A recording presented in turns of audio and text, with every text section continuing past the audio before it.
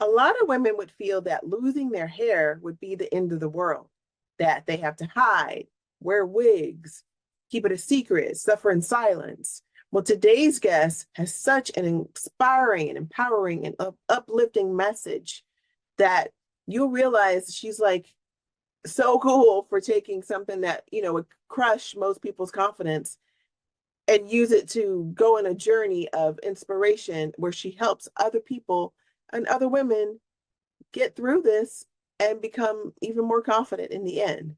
Stay tuned.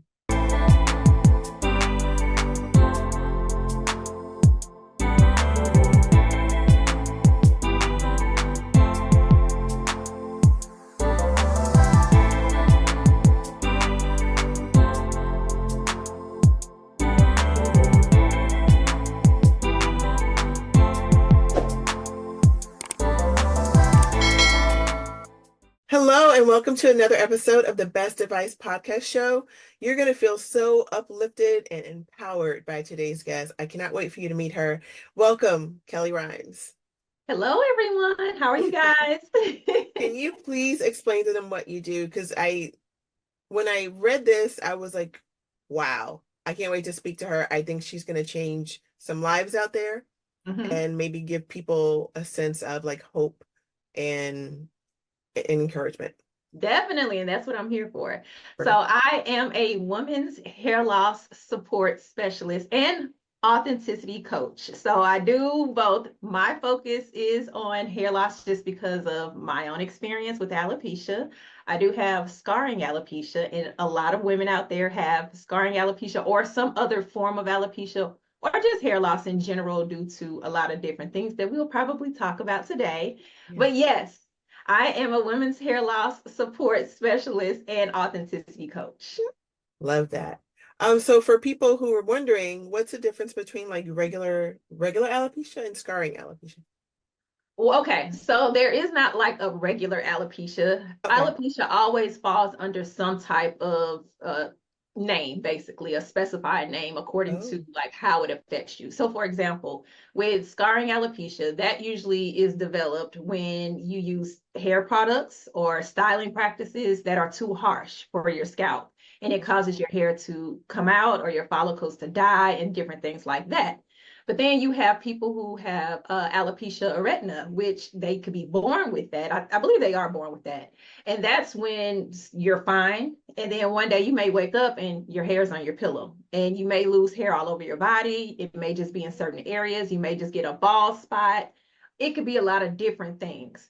So that's why I'm like, it's not just like one general alopecia. Yeah. Alopecia is just a term for hair loss in general, but there are different categories. Even when people are experiencing or going through chemo or radiation and they are losing their hair, that's a different form of alopecia. So just to kind of give you some context about what alopecia is. Yeah. So I think a lot of people just think it's genetic and not think that it could be a cause of like something that you did that your head didn't like, right? And your Yeah, hair didn't like. exactly. So when you hear about male pattern baldness or female pattern baldness, that's genetic. Okay, that's something, it's in you. You can't do anything about that. So there you go. But yes, you can have hair loss from just like going through menopause or postpartum when your hormones are out of whack.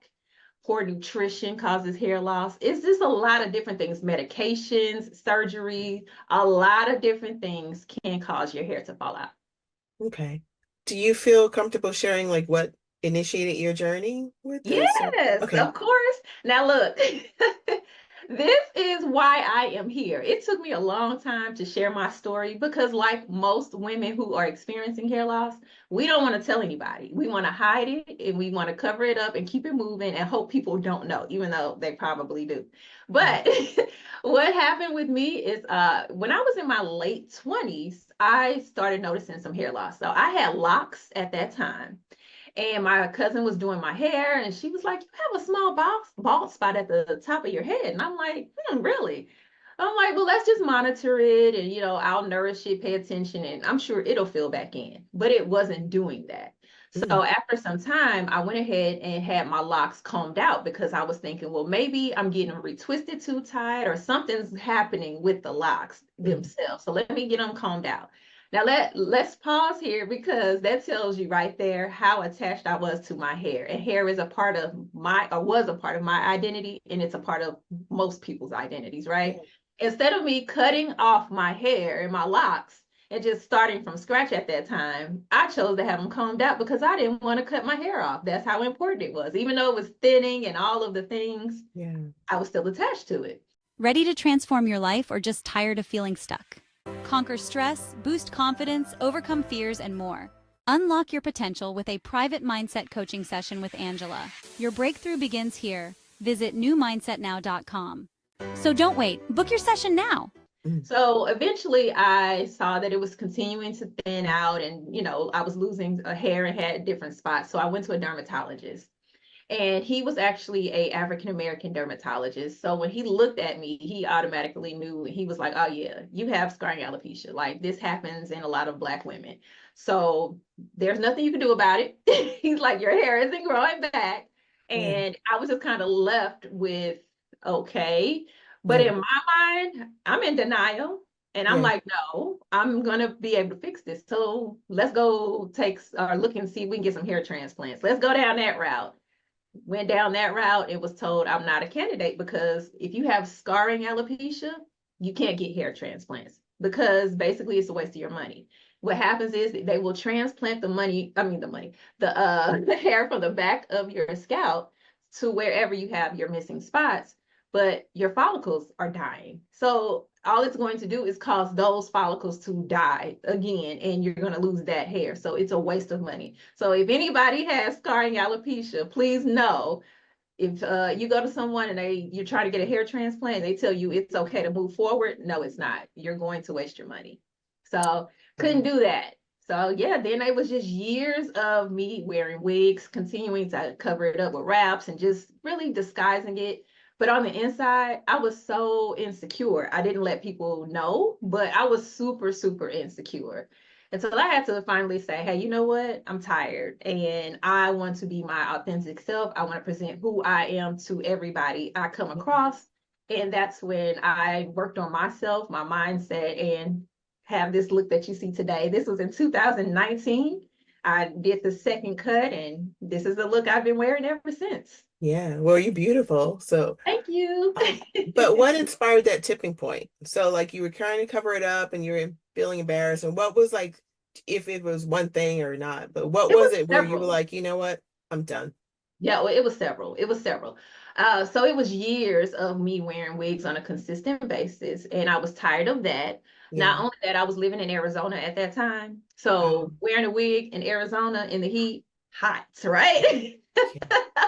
And I'm like, okay, I'm tired of that part. I was tired of constantly being insecure and thinking, okay, do people, are they looking at my wig? Does it look right? Do I look right? Because those are the things that go through your head. Now, Yeah. I know wigs are mainstream now, Yeah. but back then when I first started wearing wigs, they were not mainstream. It was just I think the lace front wigs were just coming out. So, they Mhm. weren't as nice and as good as we see today. Yeah. But eventually, yeah, I got some nicer wigs, but it was still always that constant thing of how do I look? It Yeah. was just that whole thing, and it created anxiety. So it was Mm, okay. At that point, I'm tired. I just want to release all of that. I want to let it go. I just want to be me. And also at that time, too, I was ready to start like dating and getting into a new relationships and things like that, and meeting new people, just friendships in general. And yeah. I didn't want to show up one way, maybe like on a picture or whatever, or what Mhm. in a video, whatever, and then they meet me in person and I show up another way. No, I wanted to be consistent across the board. This is who I am. This is what you get. And if you don't like it, all right, bye. And that's just it, because I got myself to that point of confidence where I'm like, all right, you have a problem, bye. Yeah. So did you have a lot of support with like your friends and your, person you were in a relationship with or whatever? Yeah. So at the time, I was single at the time, but my friends, throughout the whole journey of like my hair loss, because I didn't share with a lot of people. I only shared it with my close friends and like my immediate family. And when I say immediate family, it was like my mom and sister. That was it, right? Yeah. So my friends knew from all along what was going on, and they were very, very supportive. They would, the first time I had to cut my hair off, and it was like an emergency situation, they went with me, got it cut. One of my male friends, he called his barber, had them block the shop off so it would only be me in the shop while he cut my hair off. Like they were very, very supportive and just like by my side, lifting me up, telling me, you know, I look beautiful, even though I didn't feel like it at the time. Yeah. I thought I looked like a man. I thought I was ugly. I thought all of these things. And they were like, no, you should leave it like that. You look so beautiful. But I didn't feel that way on the inside. And that's what made the difference. Wow. Yeah. So in hindsight, do you wish you had done this sooner, or do you think it was just a necessary part of your journey to get you to where you are now? I think it was a necessary part of my journey. Because, and I say that because now that I support women with hair loss, I would not know what it felt like to go through the journey if I, you know, would have just cut it off back then and just was like, okay, whatever, you know. Most of the time when women are experiencing, and I'm not gonna say most, I'm gonna say 100% of the time, unless they may be going through chemotherapy or something like that, when a woman's experiencing hair loss, cutting off her hair is not the first thing she's going to do. That's not the first thing. Now, I said that for people who are going through treatments, chemo treatments and things like that, they know most likely their hair is going to come out. Not all of the time that happens, but a lot of times they see their hair is thin and they just go ahead and cut it off because they know that's what's coming. Right. And, you know, that's kind of part of the process. But when you just have hair loss in general outside of that, your first thing is, okay, what do I need to do to get my hair to grow back? What natural hair oils, what, you know, remedies can I use? Let me Google, let me figure this out. That's the route you go down before you do anything else. And then you spend a lot of money on things that don't work. And then it's just like, okay, now it leads you to frustration, it leads you to anger, you know, and a lot of different other emotions that I also dealt with. But if I did not go down that journey, I would not know about those emotions to be able to relate to other women. Yeah, that's powerful. Yeah. So what's your first step when you are just starting to work with a client? What's your first step when they come to you? Ooh, the first step is to let them get it out. The first step is for them to just release whatever it is, whatever they're thinking about their hair loss, the fears, the negative comments, or whatever may have happened. Let's get that out, because a lot of times when women are experiencing hair loss, they don't know anybody else who's going through the same thing. So they don't have anybody who they can talk to or maybe feel comfortable talking to because they're still hiding themselves. So for them just to be able to just say, you know what, release, get it out. I've been holding this in. That helps 100% right then and there. And then once I allow them to, you know, just get it on out and we talk about it and I, you know, let them know how I can relate. Then we move into the healing part and just kind of lifting ourselves up and changing our mindset sets and eliminating that negative self-talk and all of the other things that we need to do. Yeah. So based on like your experience and the experiences of the people the women that you work with, are you finding there's some like general common themes in like the causes of the scarring alopecia? Well, realistically, because again, I deal with all different types of hair loss when it comes to that, but the scarring alopecia is typically going to be the same things because that's how it occurs. It occurs because of styling practices and harsh chemicals on your scalp. That's it. Unless you were like in a fire or something like that, then, you know, of course, that would be more traumatic and things. But no, that's how it occurs. This is not something that's generic. This is something that, you know, we not really caused on ourselves. Let me not say that because we didn't know. I didn't. You know, when we were getting relaxers and doing different things back in the day, and I'm in my 40s, so that was the normal thing to do. Everybody straighten their hair to fit into society. Even other Black people, if you had natural hair, they will look at you like you're crazy. So it was like, this is a necessity. You know, like you have to have straight hair. So we didn't know that it would cause damage, and that some of the products in the shampoos and conditioners and all of the other products we use, the sulfates and things like that, could hurt our hair and scalps and things like that. We Wow. just didn't know. So since we have come into this age now where we have more natural hair care products, we embrace natural hair. Yeah. That did not happen until that didn't start happening until maybe the early 2000s, maybe. Because Wow. when I first combed my locks out, that was, and I'm not going to even say early 2000 because I think that was like 2007 or 8. And it was not common for people, mainstream for people to wear natural, or women to wear natural hair, African American women, I should say, to Yeah. wear natural hair. But I probably in the later 2000s, maybe going towards 2005, 6, that's when we started hearing more about natural styling practices and how to, YouTube videos were popping up with how to style Yeah. your hair and all of those things. So it has come a long way, and I'm happy about that because, women in the future, younger women than me won't have to deal with this as much. Yeah. So you just made me say wow, because, in my head, I was thinking, maybe like tight weaves or tight braids or something like that.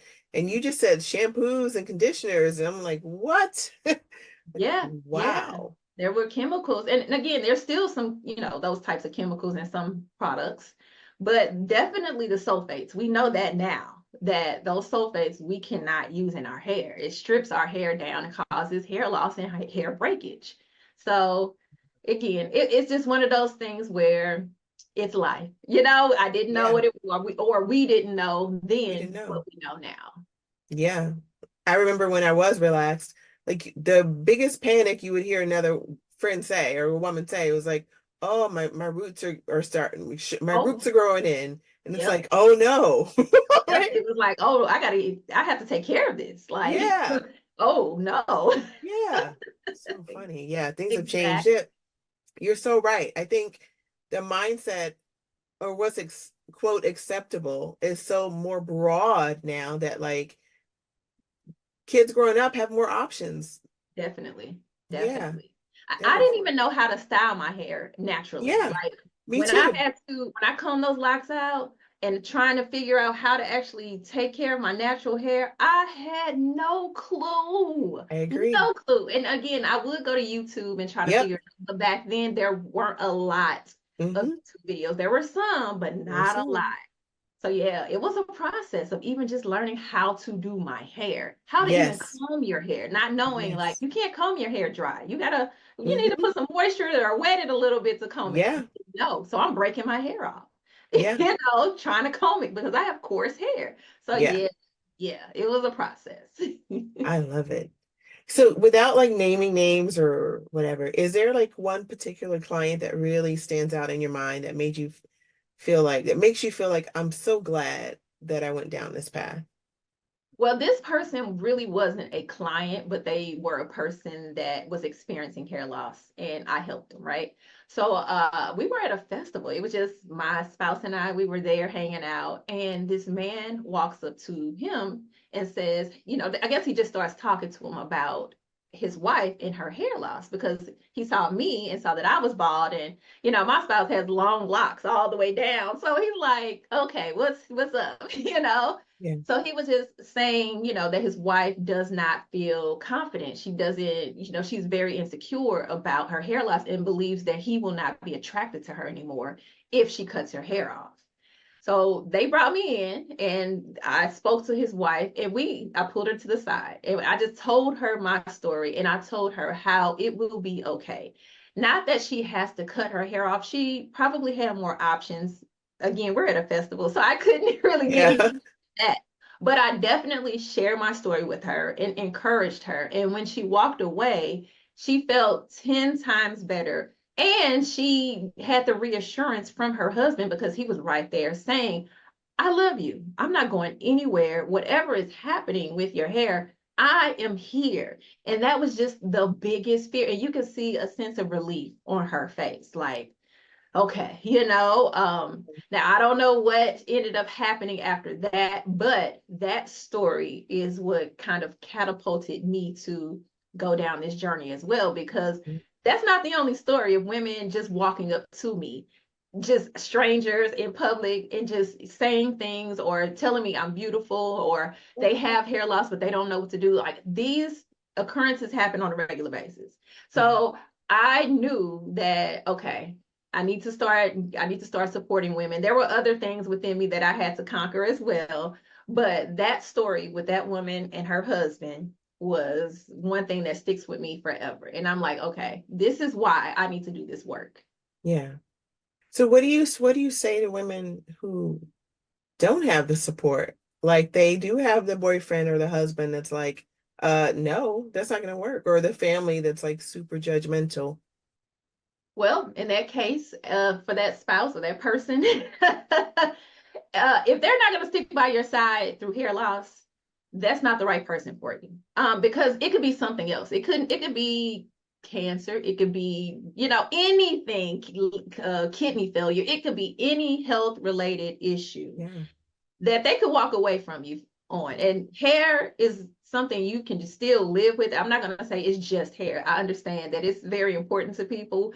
Yeah. In my instance, I say it's just hair because I've already went through my journey. I'm comfortable being bald and I'm good, right? Yeah. But for other people, they don't feel that way. So if you have that man or, person, woman, whomever your partner is in your life, and they're telling you they don't want to be with you, or you're going to be unattractive if you cut your hair off or whatnot, that's not the person for you. Because realistically, whatever is happening with your hair loss, if it's a situation where you cannot regrow your hair, or it's a situation where your hair is always going to go through a pattern where sometimes it will fall out and grow back in, you don't need that extra stress of worrying about whether or not your partner is going to be there for you. No, Yeah. that's not, like, they're supposed to be there to love you regardless for who you are, not necessarily like all of the features and how you look. Because let's think about it. We can get together when we're young and we're fine and we all of this and all of that. When you get older, Yep. things change. I don't care if it's Yep. just I agree. your wrinkles, your eyes are drooping, whatever it may be, your appearance is going to change. So whether it's something about your body, that's altered, or it's old age, that person won't be there. So think about that, right? You need to go Yeah. get a person who will be there, because I can tell you fully 100%, I met my partner looking just like this, and we met online. So therefore, I don't want to hear anybody say there aren't people who wouldn't be attracted to you. No.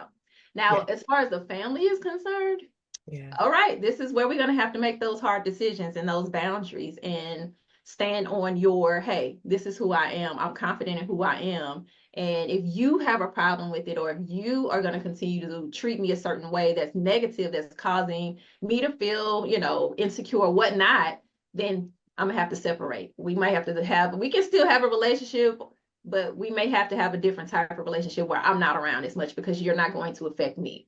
Yeah. People have to know and understand, when you do work on yourself, whatever work that may be, Yeah. it could be spiritual, it could be working on your money, it could be working just on your personality, whatever that may be, Yeah. you're doing work, and you're Yeah. doing hard work for yourself. So you don't want to let anybody come in and interfere with the work you've done and the progress you've made for your life. So that's what I would say. Tell them, haven't had a whole lot of people who don't have the support.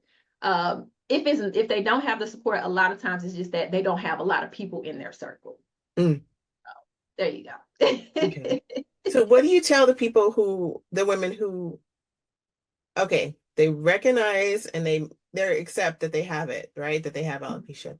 And they also still want to wear like wigs and things sometimes. Like, some people feel that women who wear wigs are not confident or not secure. And I feel like sometimes that's not the case. It's your reasoning behind why you wear it, right? How do you handle that? So I tell women, do what feels comfortable for you. Yeah. I'm not here to tell you you have to shave your hair off and rock a bald head. Not here, but if that's what you want to do, okay, we can do that. Yeah. I want you to be confident and comfortable looking whatever way. So if you want to wear a wig, cool, wear a wig. But let's make sure we have a good wig. let's make sure we invest some money in a wig so that when you do wear this wig, you feel confident because it looks good on you. It looks natural on you. All right. You're not just going to, some corner store, beauty supply and buying a wig off the shelf and popping it on your head. No, we're not doing that. So that's another phase of how I work with women, because once we get to that point of, hey, okay, I feel good, I'm confident, I'm ready to move forward. Okay, well, how do we want to move forward? Do you want to wear hair wraps? Do you? Okay. Well, then let's go find a lot of different pretty, head wraps that will go with your different outfits. And let's, jazz it up. Let's get the earrings. Let's get the makeup. Let's look good and let's feel confident and let's move forward. So that's what I would do. I love that. So what strategies do you use with your clients? So you do that first step, right? Where they get to get it all out or what have you. And then what strategies do you typically use? So once they get it all out, then I am looking at, okay, the negative emotions and the negative self-talk, negative identities. That's when we start dealing with that. And I take women through certain processes so that we can alleviate that. So if, for example, if someone comes up to you and says, oh, you look ugly with the bald head, how dare you? Why would you do that? Then we're at a point to where, or I'll get them to the point to where, oh, really? That's your opinion, not mine. Yeah. I feel beautiful, right? But if they're not ready, then they're going to really, really let that affect them. So we have to eliminate those negative experiences, the response, I should say, the response to these negative things. And anything that you're feeling on the inside, like I said, I feel like I look like a man and I felt like I looked ugly. So working with women to eliminate that. So that's the next step, is just going through eliminating all that negativity. Next, getting comfortable with the uncomfortable, right? So we already know, if you, for example, shave your hair off as a woman, you're going to get attention. You're going to get people who look at you. Now, I'm not saying they're going to look at you in a negative way, but you're going to attract attention because people are normally not used to seeing that. Yeah. You got to get comfortable with that, right? Or if it's a wig, you're not used to wearing wigs, and you got to get comfortable wearing the wig and making sure you feel comfortable and confident. So that's when I say, let's get comfortable with the uncomfortable. Let's go out in public by ourselves wearing the bald head or wearing the wig or whatever it may be, and see how we feel. Get used to the attention, get used to all of that, because after a while, you won't even pay attention. That's like a non-factor. And if someone ever has anything negative to say, you're always going to be like, oh, okay, whatever. I'm not worried about it. Someone called me bald head because I took a parking space. Well, I didn't take it. I was waiting on it, but they thought I took a parking space. And they was like, you're bald head. And I was like, okay, thank you. Because that's where I am. So I to that. So once they get comfortable with the uncomfortable, that's when we start practicing, we continue to work together. They talk to me about their experiences. I also have a journal so they can write things out in between us talking. They can set weekly goals. So there's a lot of different things that go into it. But the most important thing is, each of my sessions are tailored for that person. Everybody has their own experiences, their own types of hair loss. Everything is different. So I don't do like this whole cookie cutter like program where everybody gets the same thing. No, I might go through the same steps, but those things, it's going to be tailored for you in particular. Sometimes I also have to make sure women know exactly what's happening with them. Sometimes they have not gone to a doctor or a dermatologist or a trichologist to find out exactly what's happening. So if they haven't, then that's when we have to go down that route as well. So it's a lot of different steps, but again, it is going to be tailored to that person.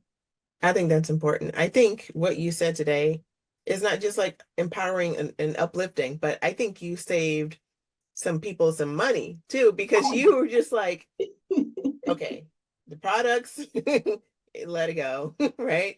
The hair regrowth, don't fall for it, right? I think what you just said is going to help some people. I really do. Yeah. And I'm not saying like some of those products, the hair regrowth, I don't know. I haven't used all of those, so I don't want to put a blanket statement out there. Right. But I can tell you that people spend a lot of money trying to figure out and cure hair loss. and just not accepting and believing what has happened. And that's when I have to step in to guide them through to that point of acceptance and embracing the hair loss so that they can move forward with life and not let the hair loss hinder them. I love that. I love that. So I have one more question for you. So it doesn't have to necessarily be related to what we discussed today, right? But when you think back or think over the course of your life, what's the one best piece of advice you can think of to share with another woman watching today? Oh, goodness. Oh, one good piece of advice. I feel like I know a lot, but what stands out? Be you and love yourself for who you are. Like, you're the person who makes yourself happy. And I know it probably sounds cliche, but it's the truth. Nothing outside of yourself will make you happy. So you do whatever it is that makes you happy, because ultimately when you're happy, that shines outwardly and it affects other people and things around you in your life. So understand that yeah, know yourself, believe in yourself, and be comfortable with yourself and be happy with yourself. I love that. Thank you so much, Kellie. You're welcome. Thank you guys for tuning in. Don't forget to like, comment, subscribe. Share this with someone that you care about. And as always, keep going and keep growing.